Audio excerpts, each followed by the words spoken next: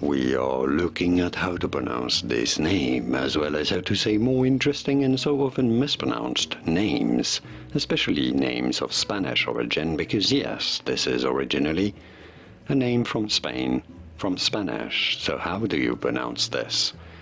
In Spanish, for reference, this is said as Gutierrez, Gutierrez. I know it can be a little bit tricky if you do not speak Spanish. Just know that the Z or the Z letter at the end is pronounced like TH with your tongue between your teeth, Gutierrez. And because there is a double R, you want to roll the R quite thoroughly here.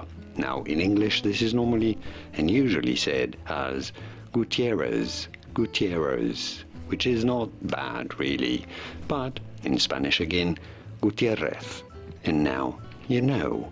Here are more videos on how to pronounce more interesting words and names whose pronunciations aren't always obvious. I'll see you there to learn more. Thanks for watching.